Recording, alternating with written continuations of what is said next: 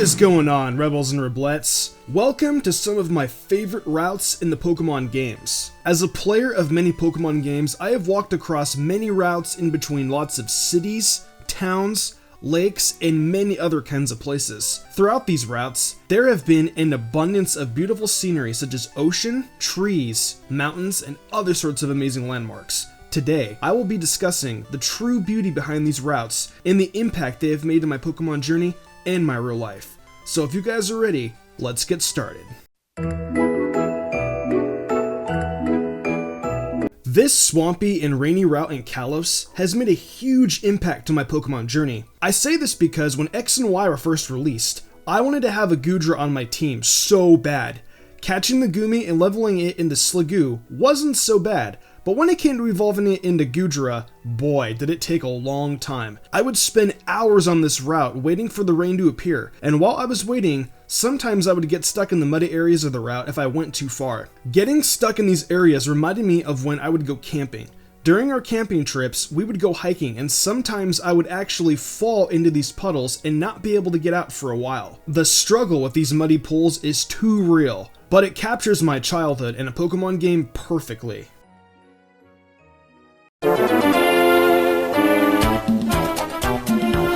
As a child, I did a lot of traveling to New Mexico. All through that traveling, the only kind of scenery I saw was desert.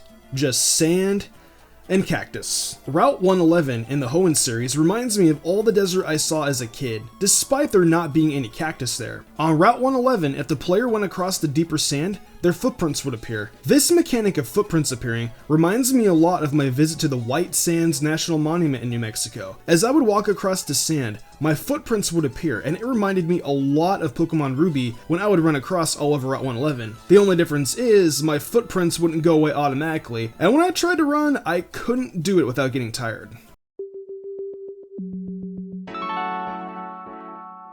So, I live in Southern California. And where I live, I literally get no snow, period. The only time I ever get to see snow is if I go to the mountains, and that was once in a blue moon. Speaking of mountains, Route 217 in Sinnoh is a perfect example of a snowy mountain range. Walking across this route and seeing all the skiers in the forests reminds me of the snow I rarely get to see. I love the snow a lot, even if it is virtual. Virtual snow is better than no snow at all. Ideally, this route is known as Cerulean Cape, but since it's not, let's just go with its original name as Route 25. So Cerulean Cape is known as a famous dating spot, and it should be visited as a couple rather than alone. In the Generation 2 games and their remakes, it shows Misty and some guy standing near the little pond at the Cape. When the player proceeds to get closer to them, the guy is scared off, and Misty asks what the deal is. This route has always been one of my favorites because I would always used to imagine myself bringing a girl out here on a date, as if I were part of the Pokemon world myself. I could just imagine sitting out in front of the pond with a picnic basket and just enjoying the day as the clouds went by. That sounds like the perfect date, if you ask me. Okay, so for number 1, we have Route 222. This route is a perfect example of a nice walk down the beach with a stunning sunset. I may not have been around snow my whole life, but I have been around beaches. Route 222 reminds me of all the sunsets I have seen in my life at the beach. Walking down this route and seeing all of the tubers and trainers on the beach also reminds me of all the fun I have whenever I go to the beach. The beach is amazing, and seeing my favorite place in my favorite gaming franchise not only makes my gaming experience a lot more fun, it also reminds me a lot of home. Well, that pretty much wraps up my top 5 favorite routes in Pokemon.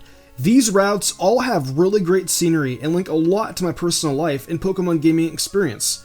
The routes in Pokemon all have really great scenery and can really make our Pokemon gaming experience a great one if we can relate them to our lives. What kinds of routes do you guys like though? Share with me in the comment section below. I would love to hear some of your guys' favorite routes and stories behind them. Remember that if you liked the video, be sure to leave a like and share this video with a friend. As always, I've been Mystic Umbreon, and I will see you in the future for more Pokemon content.